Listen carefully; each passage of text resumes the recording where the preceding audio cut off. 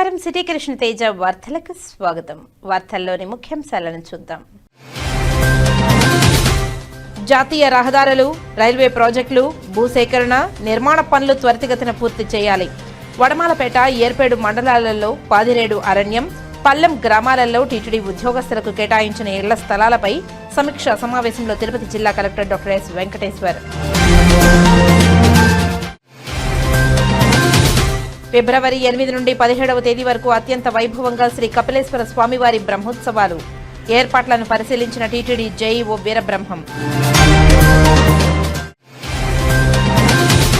Mutation, resurvey, revenue, PGRS, caste verification, ఐవీఆర్ఎస్లపై ప్రత్యేక దృష్టి పెట్టి త్వరితగతిన పరిష్కారం చూపాలి. సంబంధిత అధికారులకు జిల్లా కలెక్టర్ డాక్టర్ ఎస్ వెంకటేశ్వర్ దిశానిర్దేశం.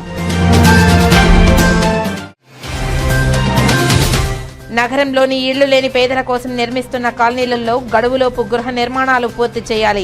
అధికారులకు, కాంట్రాక్టర్లకు తిరుపతి నగరపాలక సంస్థ కమిషనర్ నారపిరెడ్డి మౌర్య ఆదేశాలు. టీటీడీ ఉన్నత పాఠశాలలో అత్యుత్తమ ఫలితాలు సాధించాలి. తిరుపతిలోని శ్రీ గోవిందరాజస్వామి ఉన్నత పాఠశాలను పరిశీలించిన టీటీడీ విద్యా, వైద్యం జేఈఓ డాక్టర్ ఏ శరత్. ఇక వార్తల్లోని వివరాలను చూద్దాం. Mutation, revenue, resurvey, PGRS, IVRS, caste verification తదితర అంశాలపై జాయింట్ కలెక్టర్ ఆర్ గోవిందరావు జిల్లా రెవెన్యూ అధికారి జి నరసింహులతో కలిసి వీడియో కాన్ఫరెన్స్ ద్వారా దిశానిర్దేశం చేసి త్వరితగతిన పరిష్కారం చూపాలని జిల్లా కలెక్టర్ డాక్టర్ ఎస్ వెంకటేశ్వర్ ఆదేశించారు.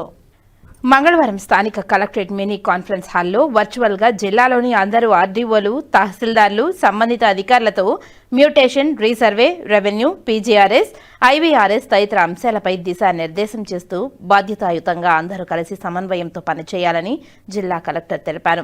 జిల్లాలో లబ్ధిదారులకు సంబంధించిన మ్యూటేషన్, రీసర్వే, రెవెన్యూ, ఇతర రెవెన్యూ సేవలు, పీజీఆర్ఎస్, ఐవీఆర్ఎస్, క్యాస్ట్ వెరిఫికేషన్ తదితర అంశాలపై ఎలాంటి నిర్లక్ష్యం వహించరాదని జిల్లా కలెక్టర్ స్పష్టం చేశారు. ఈ విషయంలో జిల్లాలోని అందరూ ఆర్డీఓలు, తహసీల్దార్లు పూర్తి స్థాయిలో బాధ్యతతో పనిచేయాలని ఆదేశించారు. ఈ సందర్భంగా కలెక్టర్ మాట్లాడుతూ ప్రభుత్వం ప్రజలకు అందిస్తున్న సేవలు క్షేత్రస్థాయిలో సక్రమంగా అమలవ్వాలంటే రెవెన్యూ అధికారుల పాత్ర అత్యంత కీలకమని తెలిపారు. ప్రజల సమస్య పరిష్కారంలో ఆలస్యం జరిగితే అది ప్రభుత్వంపై ప్రభావం చూపుతుందని పేర్కొన్నారు. మ్యూటేషన్ ప్రక్రియ వేగవంతం చేయాలని, భూముల మ్యూటేషన్, పట్టాదారు పాసుపుస్తక సవరణ, రికార్డుల నవీకరణ అంశాలలో నిర్లక్ష్యం వహించకుండా నిర్ణీత గడువులోపు పరిష్కారం చూపాలని తెలిపారు. అలాగే పెండింగ్ మ్యూటేషన్ దరఖాస్తులను మండల స్థాయిలో ప్రత్యేక సమీక్షల ద్వారా త్వరితగతిన పరిష్కరించాలని సూచించారు. రీసర్వే, రెవెన్యూ అంశాలపై స్పష్టత. రీసర్వే కారణంగా ఏర్పడుతున్న భూ సరిహద్దుల సమస్యలు, రికార్డులు, వ్యత్యాసాలపై ప్రజలకు స్పష్టమైన సమాచారం అందించాలని తెలిపారు.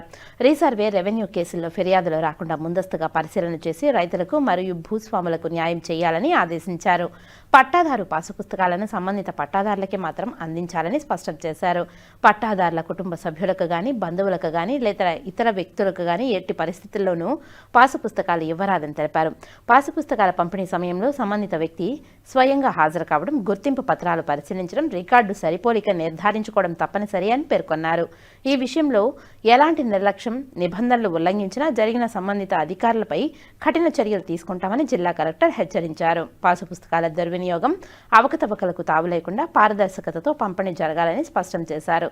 ప్రతి నెల 2వ తేదీ నుంచి 9వ తేదీ వరకు ప్రతి ఒక్క పట్టాదారుని పాసు పుస్తకాల వివరాలను పూర్తిగా పరిశీలించి వాటిని ఈకేవైసీ చేయించాలని తెలిపారు.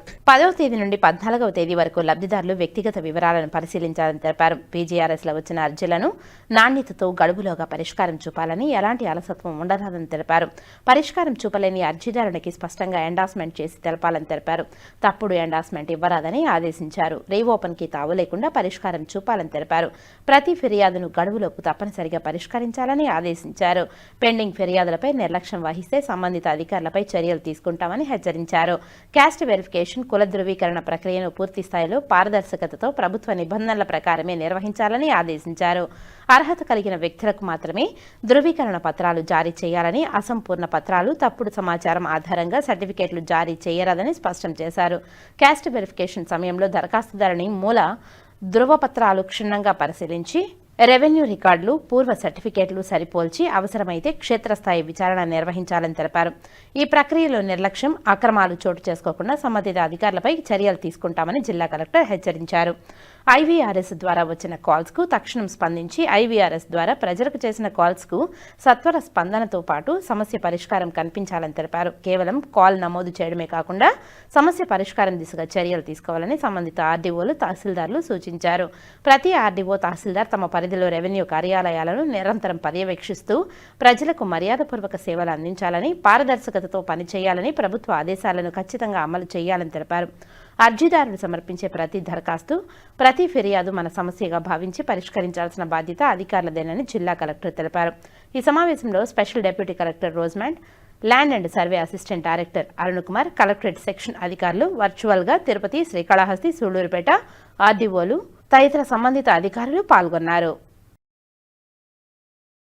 Shri city phase 2, LG phase 2, space City Sri city phase 2, LG phase 2, space city phase 1, 2, 3, 4, Naidupeta phase 2, వానెల్లూరు, పాగలి జాతీయ రహదారులు, రైల్వే ప్రాజెక్టు పనులు, వైజాగ్ చెన్నై కారిడార్ పైప్లైన్ పనులు, ఏడీబీ రోడ్లు, దుగ్గరాజపట్నం పనులు, రైల్వే ప్రాజెక్టు పనులు, ఏపీ ఐఐసికి సంబంధించి శ్రీ సిటీలోని ఎల్డీ కంపెనీకి సంబంధించిన పలు భూ సంబంధిత పెండింగ్ నిర్మాణ పనులు, వడమాలపేట, ఏర్పేడు మండలాలలో పాదిరేడు అరణ్యం, పల్లెం గ్రామాలనందు టీటీడీ ఉద్యోగస్తులకు కేటాయించిన ఇళ్ల స్థలాలపై సమీక్ష, పలు భూ సంబంధిత పెండింగ్ నిర్మాణ పనులను ప్రణాళికాబద్ధంగా నిర్ణీత గడువులోగా పూర్తి చేయాలని జాయింట్ కలెక్టర్ ఆర్ గోవిందరావుతో కలిసి జిల్లా కలెక్టర్ డాక్టర్ ఎస్ వెంకటేశ్వర్ సమీక్షా సమావేశాన్ని నిర్వహించారు. మంగళవారం స్థానిక కలెక్టరేట్లోని మినీ సమావేశ మందిరంలో జాతీయ రహదారులకు, రైల్వే ప్రాజెక్టు పనులు, వైజాగ్ చెన్నై కారిడార్ పైప్లైన్ పనులు, రైల్వే ప్రాజెక్టు పనులు, ఏపీ ఐఐసికి సంబంధించిన దుగ్గరాజపట్నం పనులు, Sri city phase 1, phase 2, LGS phase 2, space city phase 1, 2, 3, 4, Naidupeta phase 2, Nellore, Pagali అంశాలకు సంబంధించిన పలు భూ సంబంధిత పెండింగ్ అంశాలు, ఏడీబీ రోడ్లు, వడమాలపేట, ఏర్పేడు మండలాల్లో పాదిరేడు అరణ్యం, పల్లి గ్రామాల నుండి టీటీడీ ఉద్యోగస్తులకు కేటాయించిన ఇళ్ల స్థలాలపై సమీక్ష, నిర్మాణ పురోగతి పనులపై జిల్లా కలెక్టర్ వర్చువల్ విధానంలో తిరుపతి, నెల్లూరు, చెన్నై నేషనల్ హైవే పీడీలు, తిరుపతి, శ్రీకాళహస్తి, సూళ్లూరుపేట ఆర్డీఓలు రామ్మోహన్, భానుప్రకాష్ రెడ్డి, కిరణ్మయి, రైల్వే ప్రాజెక్టు అధికారి రాధాకృష్ణ, తిరుపతి, నెల్లూరు ఏపీఐఐసి జోనల్ మేనేజర్లు విజయ్ భరత్ రెడ్డి, శివశంకర్, ఇరిగేషన్ సంబంధిత మండల తహసీల్దార్లు, కాంట్రాక్టర్లు సంబంధిత అధికారులతో సమీక్షా సమావేశం నిర్వహించారు. ఈ సందర్భంగా కలెక్టర్ మాట్లాడుతూ Sri city phase 2, LGS phase 2, space city phase 1, 2, 3, 4, Naidupeta phase 2, Nellore, Pagali ప్రాజెక్టులకు సంబంధించిన పెండింగ్ భూసేకరణ పనులను త్వరితగతిన పూర్తి చేయాలని తెలిపారు. ప్రాజెక్టులకు సంబంధించిన పెండింగ్, కోర్టు కేసులను కూడా త్వరితగతిన పరిష్కారం అయ్యేలా చూడాలని తెలిపారు.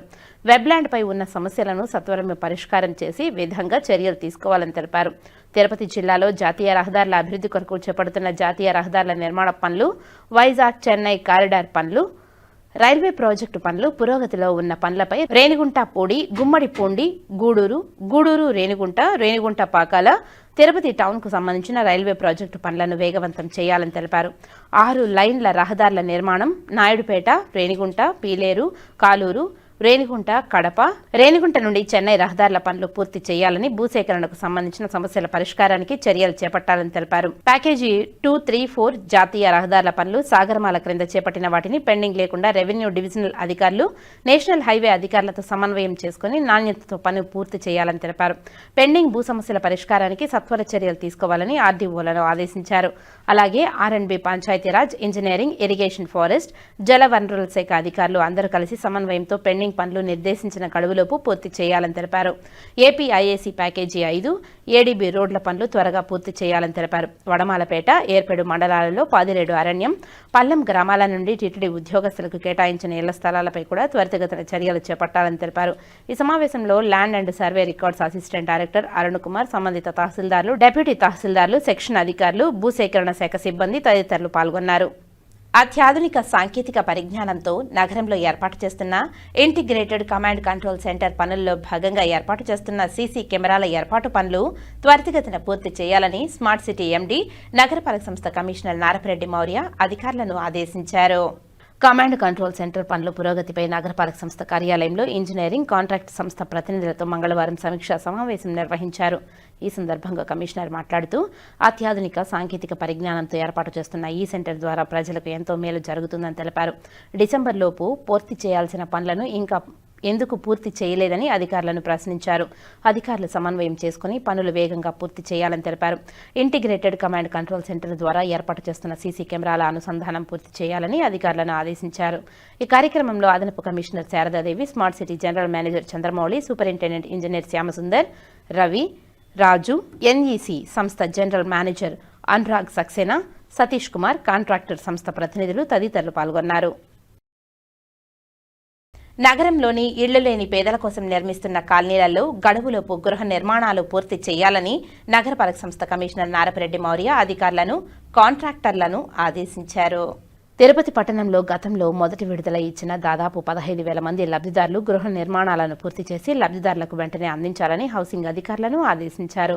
గృహ నిర్మాణాల పురోగతిపై మంగళవారం నగరపాలక సంస్థ కార్యాలయంలో మున్సిపల్ ఇంజనీర్లు, హౌసింగ్ అధికారులు, కాంట్రాక్టర్లతో కమిషనర్ సమీక్షా సమావేశాన్ని నిర్వహించారు. ఈ సందర్భంగా కమిషనర్ మౌర్య మాట్లాడుతూ ఇప్పటికే తిరుపతి నగరానికి సంబంధించిన దాదాపు 3,000 ఇండ్లను పూర్తి చేసి లబ్ధిదారులకు అందిస్తున్నామని తెలిపారు. మిగతా పెండింగ్లో ఉన్న నిర్మాణాలను పూర్తి చేసి ఉగాది నాటికి లబ్ధిదారులకు అందజేసేలా ఏర్పాట్లు చేస్తున్నామని తెలిపారు. ముఖ్యంగా రోడ్లు, త్రాగునీటి సౌకర్యం, విద్యుత్ సౌకర్యం కూడా కల్పించాలని అధికారులను ఆదేశించారు. కాగా గృహ నిర్మాణం పూర్తి అయిన లబ్ధిదారులకు గృహ స్వాధీన పత్రాలను అందజేశారు. ఈ కార్యక్రమంలో deputy commissioner Amaraiah, superintendent engineer Shyamasundar, municipal ఇంజనీర్లు Tulasi Kumar, Gomathi, housing EE Sriraman Reddy, DE Ramanaiah, housing specialist doctor Katamaraju, layout ఇంజనీర్లు సంతోష్, వినోద్, రాజేష్, కాంట్రాక్టర్లు పాల్గొన్నారు. తిరుపతిలోని శ్రీ కపిలేశ్వర స్వామివారి వార్షిక బ్రహ్మోత్సవాలు ఫిబ్రవరి 8 నుండి 17వ తేదీ వరకు అత్యంత వైభవంగా నిర్వహించేందుకు విస్తృత ఏర్పాట్లు చేస్తున్నట్టు టీటీడీ జేఈఓ వీరబ్రహ్మం తెలిపారు. శ్రీ కపిలేశ్వర స్వామివారి ఆలయంలో మంగళవారం జేఈఓ అధికారులతో బ్రహ్మోత్సవ ఏర్పాట్లపై సమీక్ష నిర్వహించారు. ఈ సందర్భంగా జేఈఓ మాట్లాడుతూ స్వామివారి బ్రహ్మోత్సవాలకు ముందు ఫిబ్రవరి 4న కోయిల్ ఆళ్వార్ తిరుమంజనం జరగనుందని, అందుకు తగ్గట్లు ఏర్పాటు చేయాలని తెలిపారు. ఫిబ్రవరి 15న మహాశివరాత్రి సందర్భంగా అధిక సంఖ్యలో విచ్చేసే భక్తులకు అన్నప్రసాదాలు, బాదం పాలు నిరంతరాయంగా అందించాలని తెలిపారు. భక్తులను ఆకట్టుకునేలా ఆధ్యాత్మిక భక్తి సంగీత కార్యక్రమాలు ఏర్పాటు చేయాలని సంబంధిత అధికారులను ఆదేశించారు.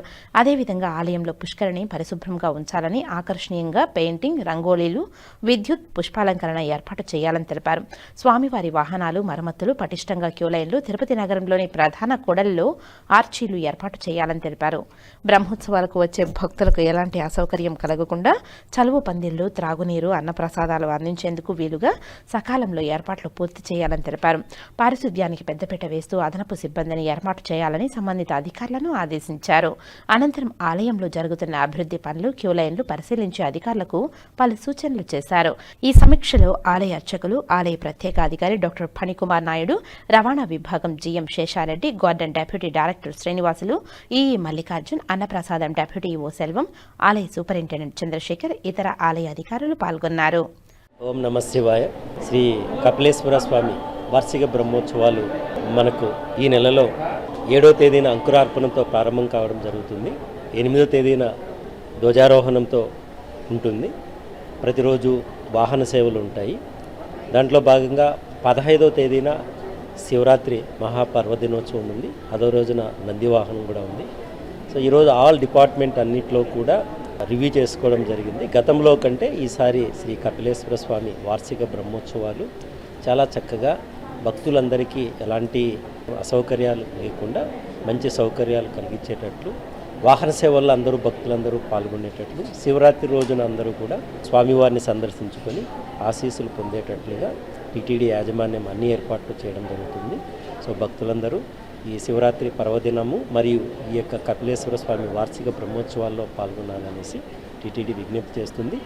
ఎలక్ట్రిసిటీ డిపార్ట్మెంట్ మంచిగా అలంకరణ చేయడము, తర్వాత గార్డెన్ డిపార్ట్మెంట్ పుష్పాలంకరణ చేయడము, దాంతోపాటు ప్రతిరోజు వాహన సేవలు అన్నింటిలో కూడా సమయానికి జరిగేటట్లు ఉండడము, తర్వాత ఇంకా భక్తులు ఈ 15వ తేదీన శివరాత్రికి వేలాది మంది వచ్చినా వాళ్ళందరికీ కూడా ప్రసాదము ఇవ్వడము, తర్వాత క్యూ లైన్లలో కూడా త్రాగునీరు, తర్వాత బటర్ మిల్క్ ఇవ్వాలనేసి కూడా టీటీడీ చర్యలు తీసుకుంటూ ఉంది.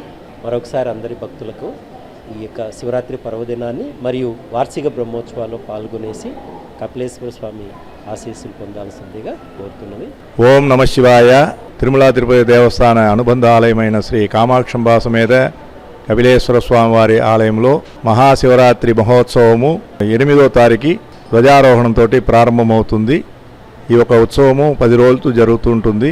15వ తారీఖు మహాశివరాత్రి నందివాహన సేవ, 16వ తారీఖు కళ్యాణోత్సవము, 17వ తారీఖు తీర్థవారి ఉత్సవం త్రిశూల స్నానంతో ఈ యొక్క 10 రోజులు బ్రహ్మోత్సవము శ్రీ కామాక్షంబా సమేత కపిలేశ్వర స్వామివారి ఆలయంలో జరగబడుతుంది.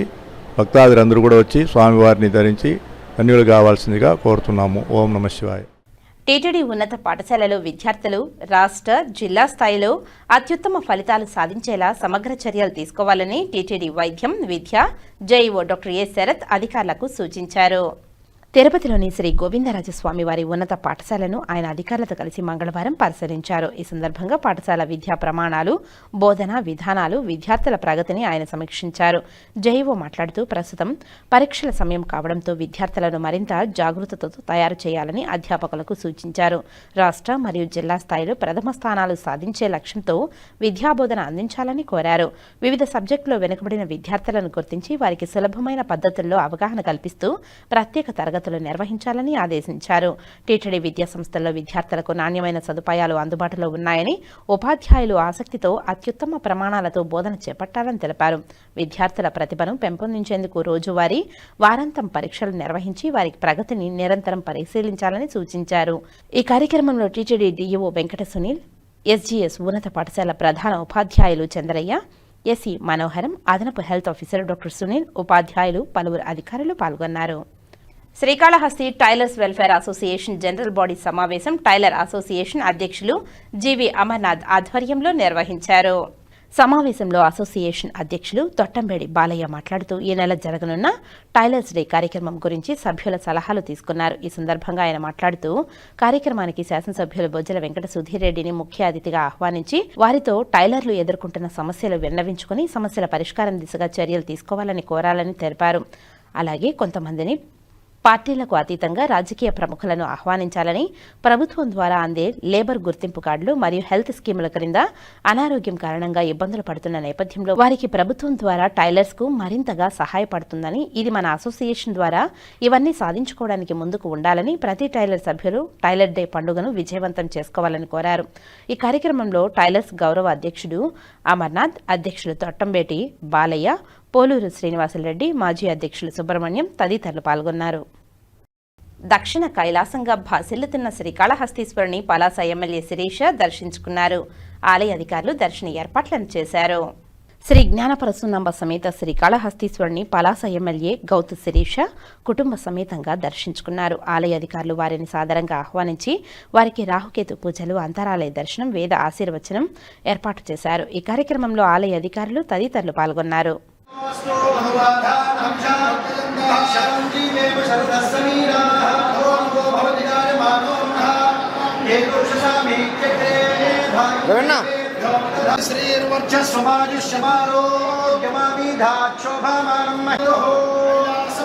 భగవాన్ కాళహస్తీశ్వర శివ నిత్య కళ్యాణం కరుణావర్ణాలయ శతమానం భవిష్యకాల పురుషేంద్రియే ప్రతిష్ఠితై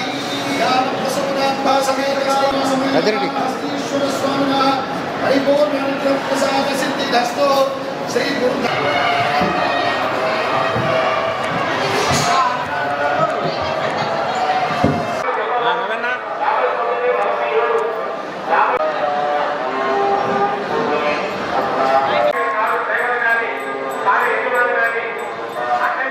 దక్షిణ కైలాసంగా భాసిల్లుతున్న శ్రీకాళహస్తీశ్వర దేవస్థానం మహాశివరాత్రి బ్రహ్మోత్సవాలకు మంత్రి నాదెళ్ల మనోహర్ను ఆహ్వానించారు శ్రీకాళహస్తి ఆలయ చైర్మన్ కొట్టే సాయి ప్రసాద్.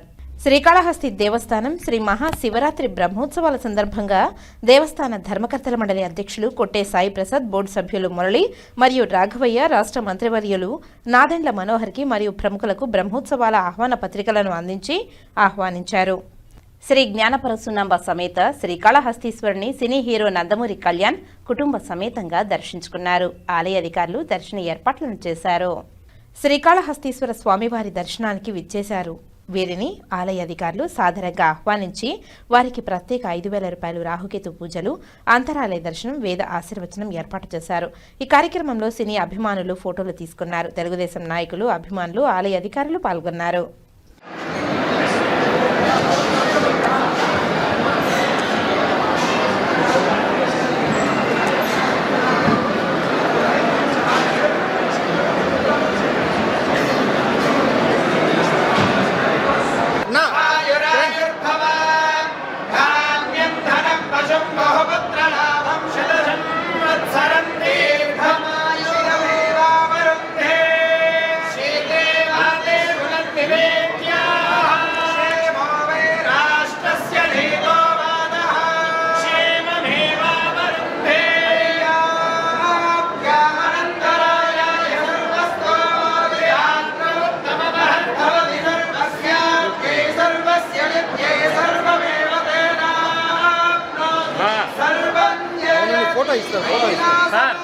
భగవాన్ కాళహస్తీశ్వర శివః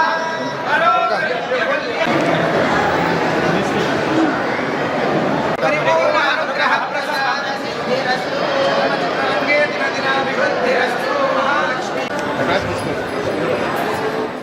బీసీవై పార్టీ అధినేత బోడే రామచంద్ర యాదవ్ తిరుపతి ప్రెస్ క్లబ్లో మంగళవారం మీడియా సమావేశంలో మాట్లాడారు. ఆ విశేషాలను ఇప్పుడు చూద్దాం. ప్రపంచ ఆధ్యాత్మిక కేంద్రమైన తిరుపతిలో ఈరోజు ఏర్పాటు చేసిన మీట్ ద ప్రెస్ కార్యక్రమానికి నన్ను ఆహ్వానించిన తిరుపతి ప్రెస్ క్లబ్ అధ్యక్షులకు, కార్యవర్గ సభ్యులకు, ఈ కార్యక్రమానికి ఇక్కడ విచ్చేసిన పాత్రికేయ మిత్రులకు, సన్నిహితులకు అందరికీ పేరు పేరున హృదయపూర్వక నమస్కారాలు తెలియజేస్తూ,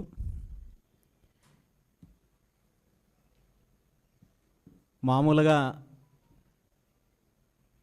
గతంలో 2-3 సార్లు అనుకున్నప్పటికీ తిరుపతికి సంబంధించిన పాత్రికేయ మిత్రులతోటి కలవాలి, ఒక ఆత్మీయ సమావేశం ఏర్పాటు చేయాలనుకున్నప్పటికీ కూడా కొన్ని కారణాల వల్ల అది పోస్ట్పోన్ అవుతూ వచ్చింది. ఈరోజు ఈ కార్యక్రమం ద్వారా అందరినీ కలిసే అవకాశం రావడము చాలా సంతోషంగా భావిస్తూ, ఈ అవకాశం నాకు కల్పించిన పెద్దలకు మరొకసారి ధన్యవాదాలు తెలియజేస్తూ, ముఖ్యంగా పాత్రికేయ వృత్తిలో ఉన్న వాళ్లకు ఆ ప్రాంతానికి సంబంధించి లేదంటే ఆ జిల్లాకి సంబంధించిన విషయాలపైన కావచ్చు, రాజకీయాలపైన కావచ్చు, సమస్యలపైన కావచ్చు ముందుకెళ్ళే అవకాశం ఉంటుంది. కానీ తిరుపతిలో ఉన్న పాత్రికేయ మిత్రులకు ఇదొక ప్రత్యేకమైన స్థానమని చెప్పాలి. ఎందుకంటే తిరుపతి అనేది ప్రపంచ ఆధ్యాత్మిక కేంద్రం మాత్రమే కాదు, రాష్ట్ర రాజకీయాలు, దేశ రాజకీయాలకు కూడా కేంద్రంగా తిరుపతి కేంద్ర బిందువు అవుతోంది. అదేవిధంగా ఈరోజు ప్రతినిత్యము రాష్ట్రంతో పాటు దేశవ్యాప్తంగా, ప్రపంచవ్యాప్తంగా నుండి వచ్చే భక్తుల విషయం కావచ్చు, వెంకటేశ్వర స్వామికి సంబంధించిన కార్యక్రమాలు కావచ్చు, అదేవిధంగా విఐపీల తాకిడి కావచ్చు, వాళ్ళకు సంబంధించిన అంశాలు కావచ్చు, ఇంకా రాజకీయ అంశాలు కావచ్చు, ఈ మధ్య కాలంలో జరుగుతున్న వివాదాలకు సంబంధించి కావచ్చు, వీటన్నింటికీ కేంద్ర బిందువు తిరుపతి. అలాంటి తిరుపతి నుండి పాత్రికేయ వృత్తిలో ఉన్న అందరికీ కూడా ఒక రకంగా ఇది కత్తి మీద సాము లాంటిది. అదేవిధంగా స్వామివారు కల్పించిన ఒక అవకాశంగా కూడా నేను భావిస్తున్నాను. మీ అందరికీ తెలుసు, నా రాజకీయ ప్రస్తావం గురించి కావచ్చు, అదేవిధంగా భారత చైతన్య యువజన పార్టీ ఆవిర్భావం యొక్క ఆశయాలు, లక్ష్యాలు, పార్టీ ఏ విధంగా గత 2 సంవత్సరాల నుండి ముందుకు వెళ్తోందనే విషయం మీ అందరికీ తెలుసు. దశాబ్దాల కాలం నుండి ఉమ్మడి ఆంధ్రప్రదేశ్ రాష్ట్రంలో కావచ్చు, అదేవిధంగా రాష్ట్రం విడిపోయిన తర్వాత ప్రత్యేక ఆంధ్రప్రదేశ్ రాష్ట్రంలో కావచ్చు, ఇప్పుడున్న ప్రధాన పార్టీలు ఏవైతే ఉన్నాయో వీళ్ళ యొక్క పరిపాలనా విధానం కావచ్చు, రాజకీయాలు కావచ్చు, వీళ్ళు చేస్తున్న అరాచకాలు కావచ్చు, దోపిడీ కావచ్చు, వీటన్నింటినీ గమనించిన తర్వాత ఈ రాష్ట్రంలో 80-90% పైగా ఉన్న వర్గాలు ఏవైతే ఉన్నాయో వాళ్ళందరికీ కూడా అన్యాయం జరుగుతోంది, అణచివేతకు గురవుతున్నారు. కేవలం కొన్ని కుటుంబాలు వాళ్ళ యొక్క కోటరి ఈ రాష్ట్రాన్ని అధికారం పేరు చెప్పి దోపిడీ చేస్తున్నారు, దగా చేస్తున్నారు. రాష్ట్ర సంపదను, వనరులను, భూములను అన్ని రకాలుగా దోపిడీ చేస్తున్నారు. కాబట్టే ఈ రాష్ట్రంలో ఒక ప్రత్యామ్నాయ రాజకీయం కావాలి, ప్రజా రాజకీయం కావాలి, బహుజనులకు అధికారం కావాలి అనే లక్ష్యంతో 2023 జూలై 23వ తేదీన భారత చైతన్య యువజన పార్టీని స్థాపించిన విషయం మీ అందరికీ తెలుసు. పార్టీని స్థాపించినప్పటి నుండి నేటి వరకు ప్రభుత్వం ఏదైనా, గతంలో ఉన్న ప్రభుత్వం కావచ్చు, ఇప్పుడున్న ప్రభుత్వం కావచ్చు, ప్రభుత్వాలు తీసుకుంటున్న ప్రజా వ్యతిరేక విధానాలపైన రాజీ లేని పోరాటం చేస్తున్న పార్టీ ఏదైనా ఉంది అంటే అది భారత చైతన్య యువజన పార్టీ. రైతులకు అన్యాయం జరిగినా, యువతకు అన్యాయం జరిగినా, లేదా విద్యార్థులకు అన్యాయం జరిగినా, అదేవిధంగా బడుగు బలహీన వర్గాలు బీసీ, ఎస్సీ, ఎస్టీ, మైనారిటీల విషయంలో జరుగుతున్న అన్యాయాలపైన, అణచివేతపైన పూర్తి స్థాయిలో భారత చైతన్య యువజన పార్టీ పోరాటం చేస్తుందనే విషయము మీ అందరికీ తెలుసు. గత ప్రభుత్వంలో ఉన్నప్పుడు పార్టీ ఏదైతే పోరాటం చేసిందో అదే పోరాటాన్ని ఇప్పుడు ప్రస్తుత ప్రభుత్వం చేస్తున్న అరాచకాలపైన కావచ్చు, ప్రజా వ్యతిరేక విధానాలపైన కావచ్చు పూర్తి స్థాయిలో పోరాటం చేస్తోంది. బీసీవై పార్టీ యొక్క ప్రధాన లక్ష్యము కేవలము ప్రభుత్వం చేస్తున్న, ప్రభుత్వాలు ఏదైతే పాలకులు చేస్తున్న అరాచకాలు, దోపిడీ ఉందో వాటి మీద పోరాటం చేయడంతో పాటు ఈ రాష్ట్రంలో ఒక ప్రత్యామ్నాయ రాజకీయ శక్తిగా ఎదిగి రాష్ట్రంలో ఒక అధికారం దిశగా వెళ్ళాలనే సంకల్పంతో ఈరోజు బీసీవై పార్టీ ముందుకెళ్తోంది. పార్టీకి సంబంధించిన నిర్మాణం కూడా 2 రోజుల క్రితం మొదలుపెట్టడం జరిగింది. అన్ని వర్గాలని కలుపుకొని రాబోయే రోజుల్లో ఈ దోపిడీ వర్గాలు ఏవైతే ఉన్నాయో వాటి మినహా మిగిలిన అందరినీ ఏకం చేసి ఈ రాష్ట్రంలో ఒక ప్రత్యామ్నాయం దిశగా ముందుకెళ్లే దిశలో ఈరోజు ప్రయాణం కొనసాగుతోంది.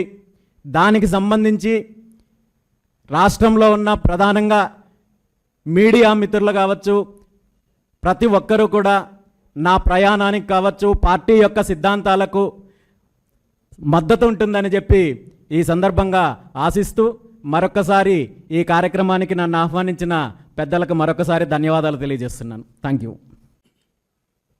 ప్రపంచ ఆధ్యాత్మిక కేంద్రమైన తిరుపతిలో ఈరోజు ఏర్పాటు చేసిన మీట్ ద ప్రెస్ కార్యక్రమానికి నన్ను ఆహ్వానించిన తిరుపతి ప్రెస్ క్లబ్ అధ్యక్షులకు, కార్యవర్గ సభ్యులకు, ఈ కార్యక్రమానికి ఇక్కడ విచ్చేసిన పాత్రికేయ మిత్రులకు, సన్నిహితులకు అందరికీ పేరు పేరున హృదయపూర్వక నమస్కారాలు తెలియజేస్తూ, మామూలుగా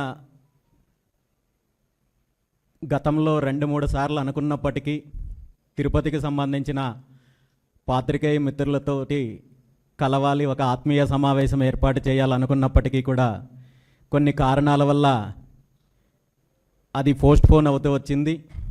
ఈరోజు ఈ కార్యక్రమం ద్వారా అందరినీ కలిసే అవకాశం రావడము చాలా సంతోషంగా భావిస్తూ, ఈ అవకాశం నాకు కల్పించిన పెద్దలకు మరొకసారి ధన్యవాదాలు తెలియజేస్తూ, ముఖ్యంగా పాత్రికేయ వృత్తిలో ఉన్న వాళ్లకు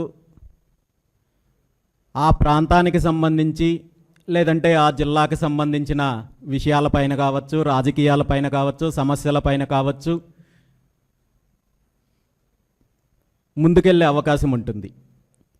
కానీ తిరుపతిలో ఉన్న పాత్రికేయ మిత్రులకు ఇదొక ప్రత్యేకమైన స్థానమని చెప్పాలి.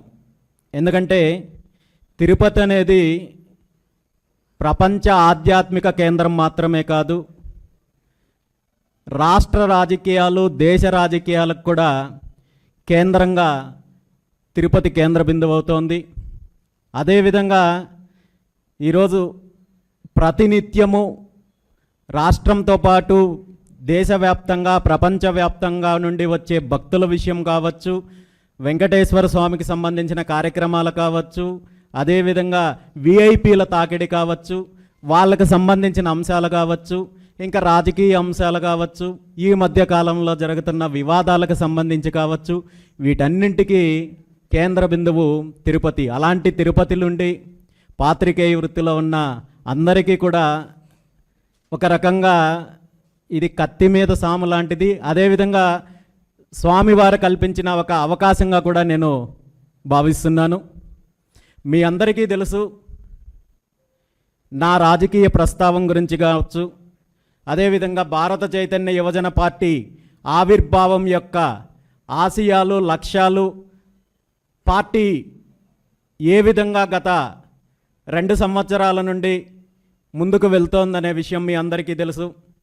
దశాబ్దాల కాలం నుండి ఉమ్మడి ఆంధ్రప్రదేశ్ రాష్ట్రంలో కావచ్చు, అదేవిధంగా రాష్ట్రం విడిపోయిన తర్వాత ప్రత్యేక ఆంధ్రప్రదేశ్ రాష్ట్రంలో కావచ్చు, ఇప్పుడున్న ప్రధాన పార్టీలు ఏవైతే ఉన్నాయో వీళ్ళ యొక్క పరిపాలనా విధానం కావచ్చు, రాజకీయాలు కావచ్చు, వీళ్ళు చేస్తున్న అరాచకాలు కావచ్చు, దోపిడీ కావచ్చు, వీటన్నింటినీ గమనించిన తర్వాత ఈ రాష్ట్రంలో 80-90% పైగా ఉన్న వర్గాలు ఏవైతే ఉన్నాయో వాళ్ళందరికీ కూడా అన్యాయం జరుగుతోంది, అణచివేతకు గురవుతున్నారు. కేవలం కొన్ని కుటుంబాలు వాళ్ళ యొక్క కోటరీ ఈ రాష్ట్రాన్ని అధికారం పేరు చెప్పి దోపిడీ చేస్తున్నారు, దగా చేస్తున్నారు. రాష్ట్ర సంపదను, వనరులను, భూములను అన్ని రకాలుగా దోపిడీ చేస్తున్నారు. కాబట్టే ఈ రాష్ట్రంలో ఒక ప్రత్యామ్నాయ రాజకీయం కావాలి, ప్రజా రాజకీయం కావాలి, బహుజనులకు అధికారం కావాలి అనే లక్ష్యంతో 2023 జూలై 23వ తేదీన భారత చైతన్య యువజన పార్టీని స్థాపించిన విషయం మీ అందరికీ తెలుసు. పార్టీని స్థాపించినప్పటి నుండి నేటి వరకు ప్రభుత్వం ఏదైనా, గతంలో ఉన్న ప్రభుత్వం కావచ్చు, ఇప్పుడున్న ప్రభుత్వం కావచ్చు, ప్రభుత్వాలు తీసుకుంటున్న ప్రజా వ్యతిరేక విధానాలపైన రాజీ లేని పోరాటం చేస్తున్న పార్టీ ఏదైనా ఉంది అంటే అది భారత చైతన్య యువజన పార్టీ. రైతులకు అన్యాయం జరిగినా, యువతకు అన్యాయం జరిగినా, లేదా విద్యార్థులకు అన్యాయం జరిగినా, అదేవిధంగా బడుగు బలహీన వర్గాలు, బీసీ, ఎస్సీ, ఎస్టీ, మైనారిటీల విషయంలో జరుగుతున్న అన్యాయాలపైన, అణచివేతపైన పూర్తి స్థాయిలో భారత చైతన్య యువజన పార్టీ పోరాటం చేస్తుందనే విషయము మీ అందరికీ తెలుసు. గత ప్రభుత్వంలో ఉన్నప్పుడు పార్టీ ఏదైతే పోరాటం చేసిందో అదే పోరాటాన్ని ఇప్పుడు ప్రస్తుత ప్రభుత్వం చేస్తున్న అరాచకాలపైన కావచ్చు, ప్రజా వ్యతిరేక విధానాలపైన కావచ్చు పూర్తి స్థాయిలో పోరాటం చేస్తోంది. బీసీవై పార్టీ యొక్క ప్రధాన లక్ష్యము కేవలము ప్రభుత్వం చేస్తున్న, ప్రభుత్వాలు ఏదైతే పాలకులు చేస్తున్న అరాచకాలు, దోపిడీ ఉందో వాటి మీద పోరాటం చేయడంతో పాటు ఈ రాష్ట్రంలో ఒక ప్రత్యామ్నాయ రాజకీయ శక్తిగా ఎదిగి రాష్ట్రంలో ఒక అధికారం దిశగా వెళ్ళాలనే సంకల్పంతో ఈరోజు బీసీవై పార్టీ ముందుకెళ్తోంది. పార్టీకి సంబంధించిన నిర్మాణం కూడా 2 రోజుల క్రితం మొదలుపెట్టడం జరిగింది. అన్ని వర్గాలని కలుపుకొని రాబోయే రోజుల్లో ఈ దోపిడీ వర్గాలు ఏవైతే ఉన్నాయో వాటి మినహా మిగిలిన అందరినీ ఏకం చేసి ఈ రాష్ట్రంలో ఒక ప్రత్యామ్నాయం దిశగా ముందుకెళ్లే దిశలో ఈరోజు ప్రయాణం కొనసాగుతోంది.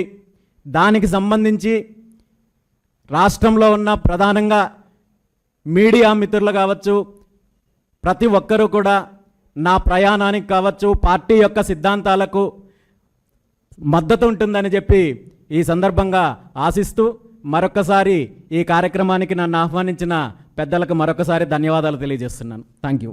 నా నేపథ్యం గురించి ఇప్పటికే నేను చాలా ఇంటర్వ్యూల్లో చెప్పడం జరిగింది, చాలాసార్లు ప్రస్తావించడం జరిగింది. నేను ఒక సాధారణ రైతు కుటుంబం నుండి వచ్చిన వాడిని.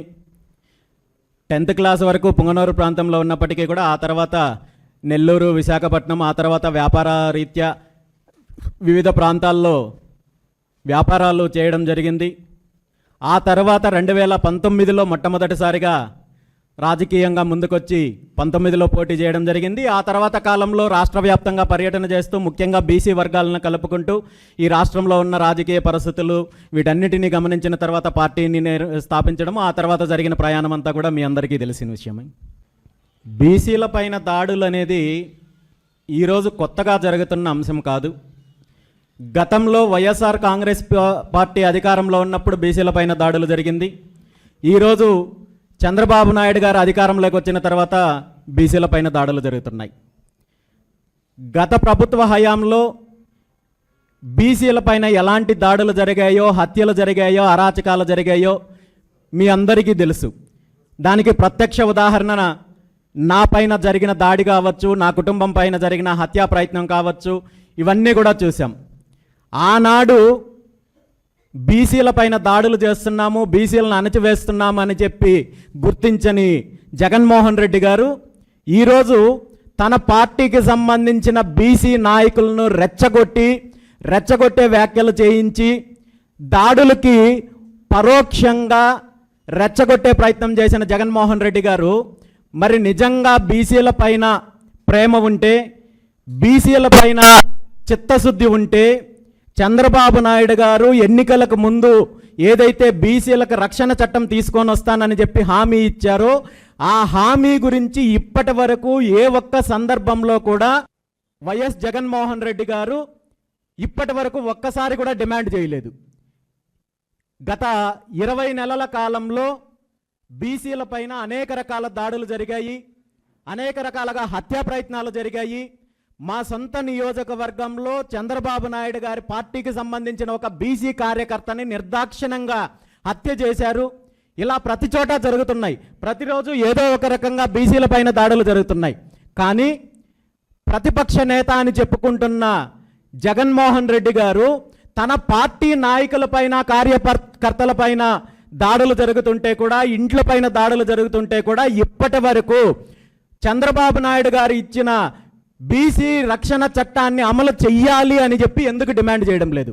అంటే ఈ రెండు పార్టీలకు కూడా బీసీలను ఒక పావుగా ఉపయోగించుకోవాలనే ఆలోచన తప్ప బీసీలను ఉద్ధరించాలని కానీ లేదంటే బీసీలకు మంచి చేయాలనే ఆలోచన లేదు. ఈ విషయాన్ని ఈ రెండు పార్టీల్లో ఉన్న బీసీ నాయకులు కూడా గమనించాల్సిన అవసరం ఉంది. ఒక రకమైన విష సంస్కృతి అని చెప్పాలి. గతంలో రౌడీయిజము, గూండాయిజం అంటే ఎక్కడో బీహార్ గురించో, యూపీ గురించో చెప్పుకునే పరిస్థితి ఉండేది. కానీ గత 10 సంవత్సరాల నుండి తీసుకుంటే రౌడీయిజానికి, గూండాయిజానికి, దౌర్జన్యాలకు, హత్యలకు, హత్యా రాజకీయాలకు కేర్ ఆఫ్ అడ్రస్ ఏంటంటే ఆంధ్రప్రదేశ్ లాగా తయారైంది. ఈరోజు గత వారం నుండి జరుగుతున్న సంఘటనలు చూస్తున్నాము. ప్రభుత్వం మీదో లేదంటే ముఖ్యమంత్రి గారి మీదో అనుచితమైన వ్యాఖ్యలు చేశారని చెప్పి నేరుగా దాడి చేసే ప్రయత్నము, ఇండ్లను తగలబెట్టే ప్రయత్నం జరుగుతోందంటే నిజంగా ఈ రాష్ట్రంలో శాంతి భద్రతల సమస్య ఎలా ఉందనేది మనము గుర్తించాల్సిన అవసరం ఉంది.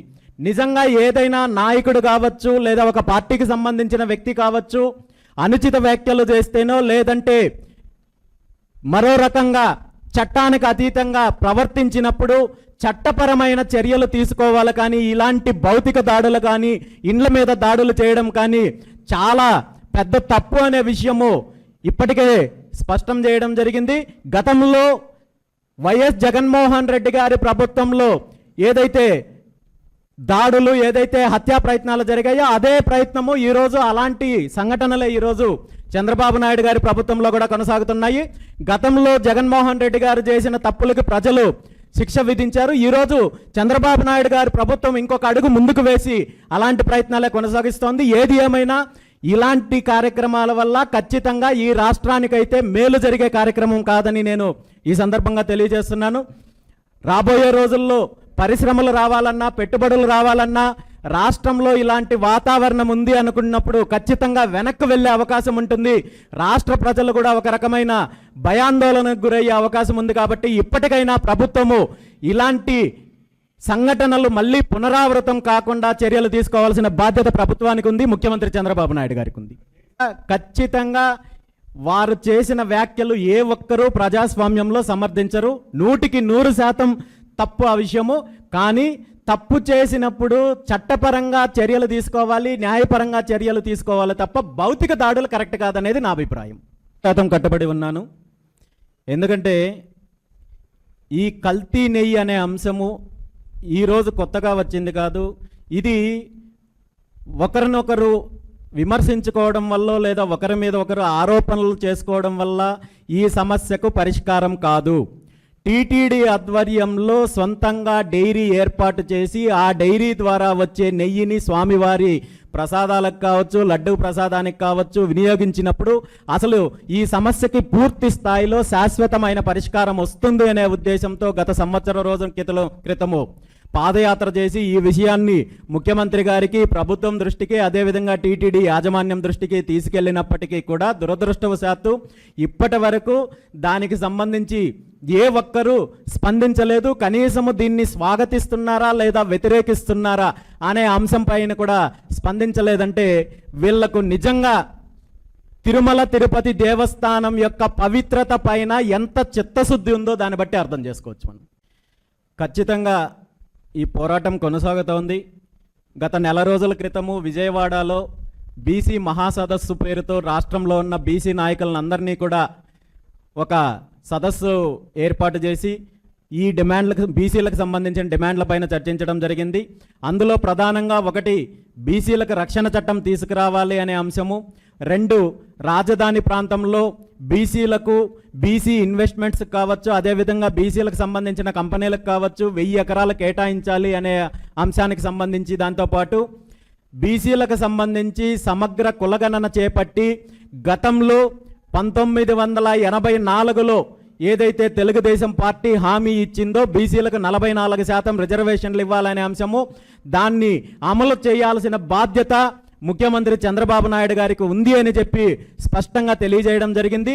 దానికి సంబంధించే ఈ నెల 22వ తేదీన రాజధాని ప్రాంతంలో ఒక భారీ బహిరంగ సభ ఏర్పాటు చేస్తున్నాము. ఖచ్చితంగా వచ్చే స్థానిక సంస్థల ఎన్నికలలోపు బీసీలకు కులగణన పూర్తి చేసి బీసీలకు 44% రిజర్వేషన్లు ఖరారు చేసేంత వరకు కూడా ఈ పోరాటం కొనసాగుతుంది.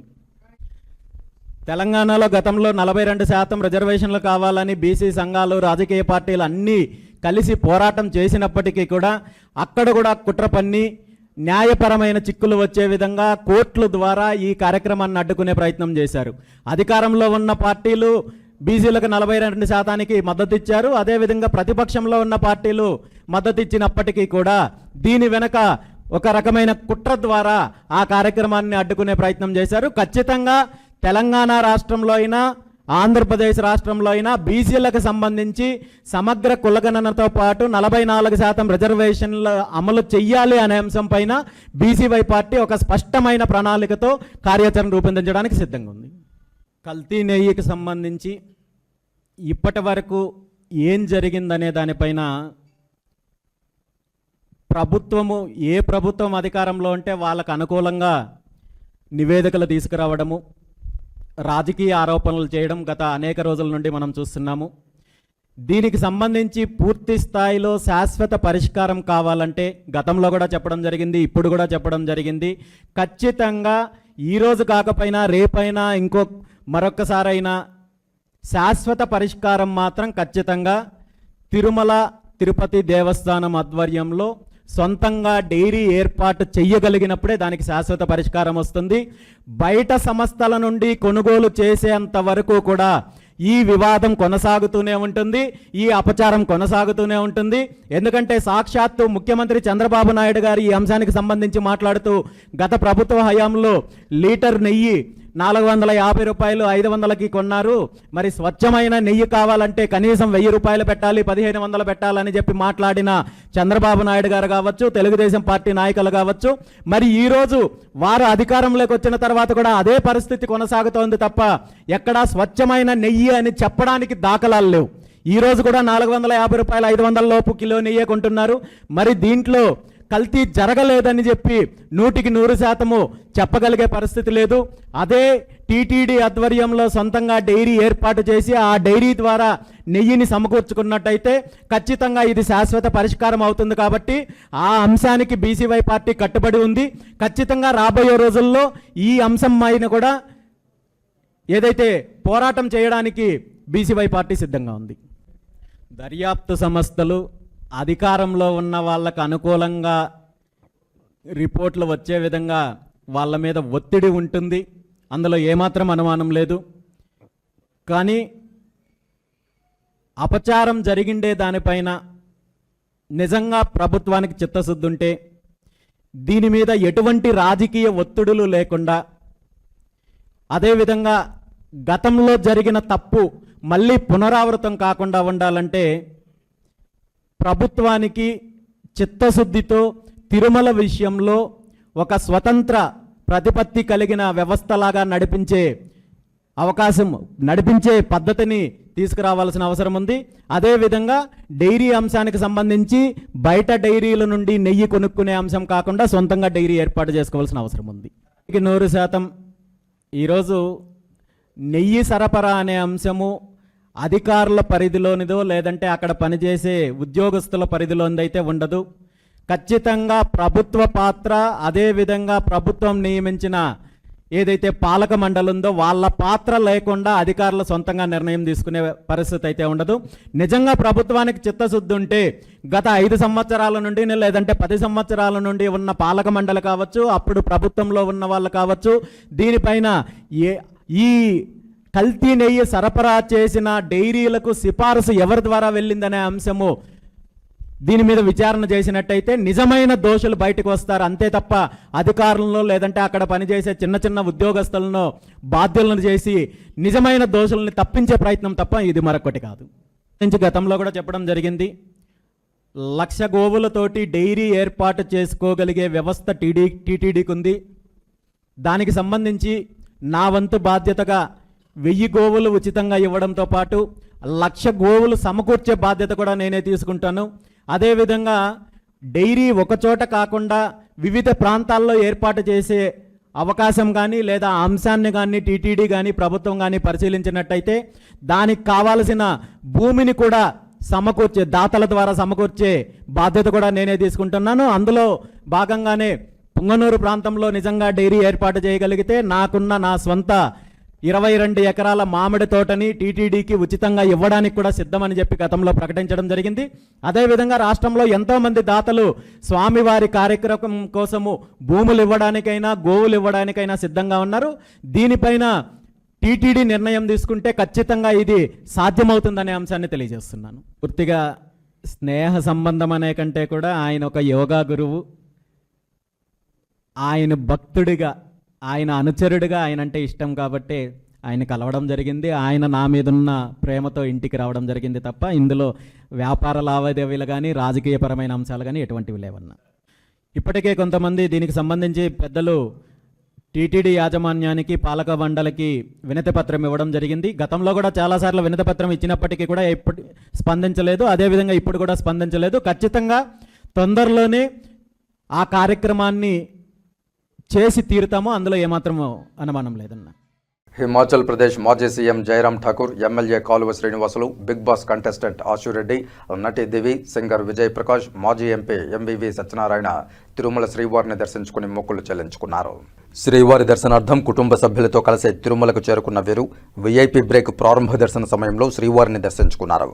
దర్శనానంతరం రంగనాయకుల మండపంలో వేద పండితులు వేదాశీర్వచనం పలుకగా ఆలయ అధికారులు స్వామివారి వస్త్రంతో సత్కరించి వీరికి శ్రీవారి తీర్థ ప్రసాదాలను అందజేశారు. శతావధాని బ్రహ్మశ్రీ ఉప్పలధడియం భరత్ శర్మ గజేంద్ర మోక్షణం ప్రవచనం ప్రేక్షకులను ఆధ్యాత్మికతలో ఓలలాడించింది. టీటీడీ ధర్మ ప్రచార పరిషత్ ఆధ్వర్యంలో తిరుపతి అన్నమాచార్య కళామందిరంలో సోమవారం సాయంత్రం శతావధాని ప్రవచనకర్త బ్రహ్మశ్రీ ఉప్పలధడియం భరత్ శర్మ గజేంద్ర మోక్షణం ప్రవచనం నిర్వహించారు. కరిదిగుచు మకరి సరసికి కమలాక్షు నర్చించు కరములు కరములు వంటి రాగయుక్తంగా సాగిన పోతనామాచ్యుల పద్యాలతో కూడిన గజేంద్ర మోక్షణం ప్రవచనం ఆహూతులను అలరించాయి. విష్ణువును నమ్ముకున్న గజరాజును ఏ విధంగా అయితే స్వామివారు రక్షించారో అదేవిధంగా భక్తులను కూడా నిరంతరం రక్షించే ఆర్తత్రాణ పరాయణుడు శ్రీ మహావిష్ణువని తెలియజేశారు. కాగా శతావధాని భరత్ శర్మ ప్రవచనానికి విశేష సంఖ్యలో భక్తులు హాజరయ్యారు. రాయలసీమ రంగస్థలి కళాకారులు, అన్నమాచార్య ప్రాజెక్టు కోఆర్డినేటర్ కోకిల భరత్ శర్మను ఈ సందర్భంగా సత్కరించారు. అనంతరం హాజరైన ప్రేక్షకులకు రాయలసీమ రంగస్థలి తరపున ప్రసాద వితరణ చేశారు.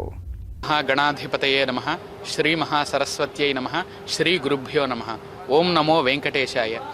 ఈవేళ పరమ పవిత్రమైనటువంటి తిరుపతి క్షేత్రంలో తిరుమల తిరుపతి దేవస్థానములు, అన్నమాచార్య ప్రాజెక్టు, హిందూ ధర్మ ప్రచార పరిషత్ వారి నిర్వహణలో తిరుపతిలోని అన్నమాచార్య కళామందిరంలో గజేంద్ర మోక్షణం అనే అంశంపై ఈవేళ ప్రవచనాన్ని స్వామివారికి కైంకర్యంగా సమర్పించుకునేటటువంటి అవకాశం కలిగినందుకు అదృష్టంగా భావిస్తూ ఈవేళ భాగవతము మొదలైనటువంటి పురాణాలలో ఉండేటటువంటి సారాన్ని మన నిత్య దైనందిన జీవనంలోకి అనుసరించుకొని అదేవిధంగా అందులోని సారాన్ని మనం మన జీవితంలోని కష్టాలను సమస్యలను ఎదుర్కోవడానికి ఏ విధంగా అన్వయించుకోవాలో ఈవేళ అధ్యయనం చేయవలసినటువంటి అవసరం చాలా ఉంది. అందువలననే పురాణాలలోనూ అదేవిధంగా ఇతిహాసాలలోనూ శాస్త్రాలలోనూ చెప్పబడినటువంటి సనాతన ధర్మ వైశిష్ట్యాన్ని, విజ్ఞాన సంబంధమైనటువంటి అంశాలను, ఆధ్యాత్మిక వైశిష్ట్యాన్ని కూడా తెలియజేస్తూ ఈ వేళాత్తు పరమేశ్వరుడు బ్రహ్మ కూడా తెలిసి చెప్పలేరు అని అన్నారు. కాబట్టి అంతటి గొప్ప మహాపురాణమైనటువంటి భాగవతంలో ఒక గొప్ప ఘట్టమైనటువంటి గజేంద్ర మోక్షం ద్వారా ఈవేళ మానవుడు తాను దిగేటటువంటి ఈ సంసారం అనే సముద్రంలో ఎన్నో కష్టాలనే మొసళ్ళు తనని పట్టుకున్న భగవంతుడు ధ్యానం చేసి ఆ భగవంతుడి యొక్క కృపా కటాక్షాలకు పాత్రుడైనప్పుడే గజేంద్రుడు ఏ విధంగా సరస్సు నుండి బయటపడ్డాడో ఆ విధంగా మనిషి కూడా తన కష్టాల నుండి పడగలడు అని తెలియజేస్తూ ఈవేళ స్వామివారికి అదేవిధంగా తిరుమల తిరుపతి దేవస్థానం యాజమాన్యానికి ఈ గొప్ప అదృష్టాన్ని కలిగించినందుకు ధన్యవాదాలు, నమస్సులు తెలియజేస్తూ ఓం నమో వెంకటేశాయ. నేను మీ బాలమేధావి శతావధానకర్త శ్రీయుతులు ఉప్పలదడయం భరత్ శర్మ గారు ఈరోజు అన్నమాచార్య ప్రాజెక్టులో గజేంద్ర మోక్షణం గురించి భక్తులకు తన ప్రవచనం ద్వారా ఎన్నో విషయాలను వివరించారు. ఏమంటే భక్తునికి భగవంతునికి ఉండేటటువంటి ఒక అవినాభావ సంబంధం. ఒక గజేంద్రుడిని రక్షించడానికి మొసలు పట్టుకున్నప్పుడు గజేంద్రుడిని రక్షించడానికి ఆ శ్రీ మహావిష్ణువు తన చక్రాన్ని వేసి ఆయన సంహరిస్తాడు మొసల్ని.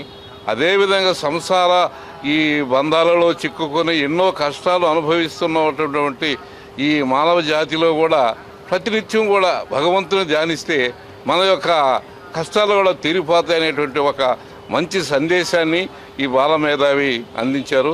వారికి మా రాయలసీమ రంగస్థల ద్వారా ధన్యవాదాలు తెలుపుకుంటున్నాం. భరత్ శర్మ చిన్నవాడైనా కూడా ఎంతో అనుభవం ఉన్న మేధావుల కంటే గొప్ప మేధావిగా తయారయ్యి అనునిత్యము ఎక్కడ ప్రోగ్రామ్స్ ఉన్నా కూడా అతను పోయి ఈ ఉపన్యాసాన్ని ఇచ్చే అలవాటు చాలా బాగుంది. గజేంద్ర మోక్షంలో చాలా పద్యాలు ఉంది. సిరికెంజప్పుడు శంఖచక్రం అనేసి ఇంకొక పద్యం, ఇంకా 4-5 పద్యాలు ఉన్నాయి. దీంట్లో మనం నేర్చుకోవాల్సింది ఏమిటంటే ఏ విధంగా మనిషి సంసారం అనే కష్టాల్లో ఉండి ఏ విధంగా మనము తప్పించుకోవాలంటే భగవంతుని ప్రార్థిస్తామో అదేవిధంగా ఆ ఏనుగు కూడా మొసళ్ళు పెట్టుకుంటే ఆ నది నుండి తప్పించుకోవడానికి ఆ గజేంద్రుడు స్వామిని వేడుకుంటూ చివరి వరకు వేడుకుంటూ ఉంటే ఆ భగవంతుడు ఏ విధంగా ఆ విషయాన్ని తెలుసుకొని ఎంత తొందరగా వచ్చి ఆయన్ని ఎన్ని ఇబ్బందులున్నా కూడా సిరికిని చెప్పడు అనేసి అంటారు. భార్యకి చెప్పడు, ఏ పరివారాన్ని తీసుకొని రాడు, ఏ ఆయుధాలని తీసుకొని రాడు, నేరుగా తన భక్తుల్ని రక్షించేదానికి వచ్చి భక్తుల్ని రక్షిస్తాడు. ఆ విధంగా మనం కూడా మన కష్టాలు ఎన్ని ఉన్నా కూడా ఆ స్వామిని మర్చిపోకూడదు. ఏ విధంగా ఆ గజేంద్రుడిని ఆయన కాపాడాడో అదేవిధంగా కష్టాల కడల నుండి మనల్ని కాపాడుతాడని నేను అనుకుంటున్నాను. ఓం నమో వెంకటేశాయ. తిరుపతి 2 వీలర్ మెకానిక్ అసోసియేషన్ సభ్యులకు కమ్యూనిటీ హాల్ మంజూరుకు తుడా చైర్మన్ డాలర్స్ దివాకర్ రెడ్డి సానుకూలంగా స్పందించారని 2 వీలర్ మెకానిక్ అసోసియేషన్ జిల్లా అధ్యక్షులు తెలిపారు. తిరుపతి పట్టణాభివృద్ధి సంస్థ కార్యాలయంలో తిరుమల డిపో గౌరవ అధ్యక్షులు నయనారు శ్రీనివాసులు, తిరుపతి జిల్లా 2 వీలర్ మెకానిక్ అసోసియేషన్ అధ్యక్షులు మునిరెడ్డి మరియు మెకానిక్ సోదరులు విచ్చేసి తుడా చైర్మన్ డాలర్స్ దివాకర్ రెడ్డిని శాలువాతో సత్కరించి స్వామివారి జ్ఞాపికను అందజేశారు. అంతకుముందు కమిటీ సభ్యులందరి తరపున కమ్యూనిటీ హాల్కు వినతి పత్రాన్ని అందజేశారు. ఈ సందర్భంగా TUDA chairman dollars Diwakar Reddy mechanic సోదరులను ఉద్దేశించి మాట్లాడుతూ తిరుపతి పవిత్ర పుణ్యక్షేత్రంలో ద్విచక్ర వాహనదారులు విధిగా హెల్మెట్ ధరించే విధంగా చర్యలు చేపట్టాలని, బండి రిపేరుకు వచ్చే సమయంలో హెల్మెట్ ఉంటేనే రిపేరు చేసే విధంగా, అలాగే అధిక శబ్దాన్ని కలిగించే సైలెన్సర్లకు రిపేరు చేయడం జరగదని నోటీస్ బోర్డును ప్రతి మెకానిక్ సోదరుడు షాపు ఎదుట ఏర్పాటు చేసుకోవాలని తెలిపినట్లు మునిరెడ్డి ఓ ప్రకటనలో తెలియజేశారు. అధ్యక్షుడు A Munireddy, secretary N Gurunathachari, గౌరవాధ్యక్షులు T Jalandhar, general secretary P Lakshmanarao, treasurer Ghouse Basha, vice president V Prabhu, joint secretary P Tejareddy, committee incharge M Keshavachari, committee మెంబర్లు B Nagaraju, G Murugan, Tarun, K Muruga, B Papaiah, Indra తదితరులు ఈ కార్యక్రమంలో పాల్గొన్నారు. సో మీరు కూడా కొంచెం దాన్ని కొంచెం బాధ్యత తీసుకోవాలి మీ సైడ్ నుంచి, ఎందుకంటే మీకు ఎక్కువ మీరు టచ్లో ఉంటారు. 2 వీలర్స్ వచ్చినంత అవేర్నెస్ ప్రతి దాంట్లో మీరు బోర్డ్స్ పెట్టాలి. మనం ఏం చేయలేము. మీ సైడ్ నుంచి అయితే పాజిటివ్ వస్తుంది పబ్లిక్ కూడా. సో మీకు కూడా సోషల్ ఇప్పుడు మీరు చేసిన యాక్టివిటీస్ ఇది మీకు కోసం చేసుకున్నారు, పబ్లిక్ కోసం చేసినట్టు వస్తుంది. ఇంకా మంచి పేరు వస్తుంది. మీరు చేసుకుంది సూపర్. ఇది ఏదైతే మీకు ఎప్పుడైతే మీకు ఎవరికి ఇబ్బంది వచ్చినప్పుడు మీరు యూనియన్గా ఫామ్ అయ్యి బ్లడ్ బ్యాంక్ కావచ్చు, లేకపోతే డబ్బులు సహాయం చేసుకుని చేస్తున్నారో అది వెరీ గుడ్. బట్ మీరు సొసైటీ కూడా బాధ్యత తీసుకోవాలనుకుంటే మీరు కూడా ఒక అవేర్నెస్ పెట్టాలి. ఎవరున్నా మెకానిక్ ఇక్కడ బైక్ తీసుకొని వస్తే హెల్మెట్తో వస్తేనే మేము రిపేర్ చేస్తాం, లేకపోతే హెల్మెట్ లేకపోతే చేయము.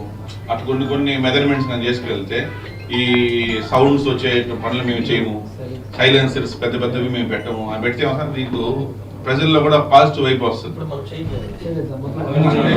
చేసేది కాదు, బోర్డు చెప్పేది. ప్రతి షాప్ లో ఒక బోర్డు పెడితే ఏమవుతారంటే దానివల్ల మీకు మంచి పేరు వస్తుంది. ఇప్పుడు మీరు అందరూ చేస్తారు చేయని చెప్పట్లేదు, నువ్వు ఒకటి చేసే ఉంటారు కదా, అది అట్లా ఒకరు కాదు. ఇప్పుడు సిస్టమ్ అన్నప్పుడు అందరు తీది. సో మీరు ఒక బోర్డు మీరు ప్రతి షాప్ లో పెట్టాలా. మీ ఫోటోనే, మీ ఫోటో పెట్టేసి నా పేరు సో అండ్ సో, ఇది మా షాప్, ఇది లైసెన్స్ నెంబర్ ఇది. సో ఇక్కడ మనం ఆంధ్ర తిరుపతిలో పిలిగ్రిమ్స్ ప్లేస్ కాబట్టి మనం బాధ్యతగా ఉండాలా. ప్రతి ఒక్కరు కూడా హెల్మెట్ వేసుకొని వచ్చిన వాళ్ళకి మేము రిపేర్ చేస్తాము వెహికల్. ఎవరన్నా ఇట్లా ఇల్లీగల్గా బుల్లెట్ సౌండ్స్ కానీ సైలెన్సర్ కానీ మేము చేయము. 4-5 పాయింట్స్ ఎవరు నాకు సెంటెన్స్ నీట్గా రఫ్ చెప్తున్నాను నేను జస్ట్ నీకు. ఆ ట్రాన్స్ ఏమవుతుందంటే మీకు కూడా మంచి పేరు వస్తుంది. ఎక్కడ ఇద్దరు చేయలేదు ఎవరు ఇన్నివేటివ్గా, తిరుపతి స్టేట్ మొత్తం చూస్తారు. ఇంతకు ఎవరు ఈ విధంగా చేయలేదు, ఎవరైనా చేశారు ఈ విధంగా ఏడన్నా. సో ఈ విధంగా చేస్తే నీకు మంచి పేరు వస్తుంది మీకు కూడా. అప్పుడు మనం అడిగేది బాగుంటుంది, సరే వీళ్ళు బాధ్యతగా ఉన్నారు, మనం have to help for them అనేదాన్ని. ఇదనే కాదు కదా, రేపు ఫర్దర్ రేపు మీకు ఇంకేమైనా మంచి ఎట్లైనా ఉన్నా అన్నీ కూడా మీకు అన్నీ ఉంటాయి. సో జాగ్రత్త చూసుకోండి. స్టూడెంట్స్ని, యూత్ని మీరు కూడా బాధ్యతే. ఎందుకంటే నాకు తెలుసు మెకానిక్స్ ఎక్కువ అటాచ్మెంట్గా ఉంటారు పిల్లలు, వాళ్ళకి కావాల్సినట్టుగా చేసుకొని వెళ్తూ ఉంటారు. కాబట్టి చేసుకోండి, మీకు ఎప్పుడు ఏం కావాలో నా తరఫున మీకు అవుట్ అండ్ సపోర్ట్ ఉంటుంది. ఇప్పుడు కాసేపు ప్రకటనలు. చదలవాడ దంత వైద్య కళాశాల మరియు సూపర్ స్పెషాలిటీ ఆసుపత్రిలో అత్యాధునిక దంత వైద్య సేవలు అందుబాటులోనికి తెచ్చారు. అన్ని దంత సమస్యలకు ఒకే చోట పరిష్కారం. అన్ని రకాల వైద్య సేవలు అందుబాటులో ఉన్న ప్రాంగణం చదలవాడ దంత వైద్యశాల. అనుభవజ్ఞులైన వైద్యులచే అందమైన చిరునవ్వు కోసం ఆధునిక దంత వైద్యం. పిప్పి పళ్లకు, రూట్ కెనాల్, చిగురువాపు వ్యాధులకు అత్యాధునిక చికిత్స. ఎత్తుపళ్ళు, వంకర పళ్ళు, రంగుమారిన పళ్లకు ప్రత్యేకమైన వైద్య బృందంచే చికిత్స. అంతేకాకుండా చదలవాడ విద్యా సంస్థల్లో రాయలసీమలోనే ఆర్కిటెక్చర్ కోసం మొట్టమొదటి private college Chadalavada Aruna school of architecture. అత్యుత్తమ ఇన్ఫ్రాస్ట్రక్చర్ కలిగి సమర్థవంతమైన టీచింగ్ స్టాఫ్తో విద్యార్థులకు ప్రాక్టికల్స్తో కూడిన విద్యాబోధన చదలవాడ అరుణ స్కూల్ ఆఫ్ ఆర్కిటెక్చర్లో. సంప్రదించండి. చదలవాడ కృష్ణతేజ దంత వైద్య కళాశాల, రేణుగుంట రోడ్, తిరుపతి. తిరిగి వార్తల్లోకి స్వాగతం.